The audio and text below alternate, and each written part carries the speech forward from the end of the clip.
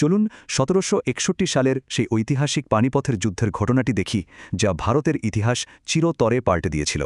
ভাবা যায়, মাত্র একদিনেই ৩০,০০০ মারাঠা সৈন্যের মৃত্যু। এটি এক বিশাল বৈশ্বিক পরিবর্তনের প্রেক্ষাপট তৈরি করেছিল।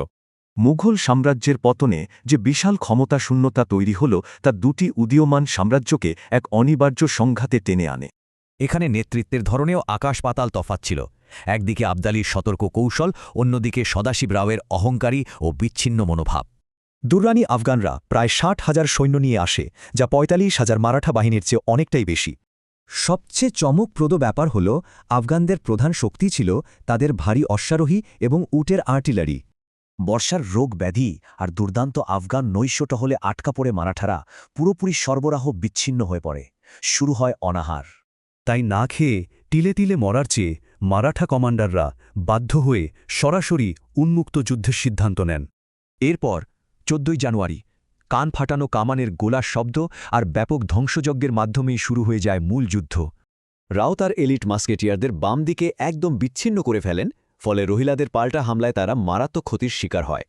হঠাৎ মারাঠাদের এক বিশাল অশ্বারোহী আক্রমণ আফগান কেন্দ্রকে প্রায় ভেঙেই দিচ্ছিল, কিন্তু শেষ পর্যন্ত তা থমকে যায়। সবচেয়ে বড় কৌশলগত পার্থক্য হল, আবদালি দূর থেকে রিজার্ভ বাহিনী দিয়ে পরিস্থিতি সামলান, আর রাও সব যোগাযোগ হারান। নজিবুদ্দৌলার এই চমৎকার কৌশলটি দেখুন। বালির দেয়াল তুলে তুলে তারা পদাতিক বাহিনীকে নিরাপদে সামনের দিকে এগিয়ে নিয়েছিল। ঠিক এই মোড় ঘোরানো মুহূর্তে আবদালি ক্লান্ত মারাঠাদের বিরুদ্ধে তার ৭,০০০ সতেজ রিজার্ভ সৈন্য মাঠে নামান। নতুন এলিট অশ্বারোহী আর উটের আর্টিলারির নিরলস হামলায় মারাঠা কেন্দ্রটি সম্পূর্ণ ভেঙে পড়ে। শুরু হয় চরম বিশৃঙ্খলা। ৩টি আঘাত পেয়েও সাহসিকতার সাথে লড়াই করে সদাশিব রাও নিহত হন, আর তখনই পিছু হটা বাহিনীর ওপর শুরু হয় গণহত্যা। ব্যাপক হতাহত তো হলই, তার পাশাপাশি প্রায় ২০,০০০-এর বেশি সাধারণ মানুষকেও আফগানরা দাসত্বে বাধ্য করেছিল। এই চরম ধ্বংসযজ্ঞে উভয় পক্ষই এতটাই নিঃস্ব হয়ে পড়ে যে তাদের সাম্রাজ্যবাদী উচ্চাকাঙ্ক্ষার সেখানেই চূড়ান্ত অবসান ঘটে।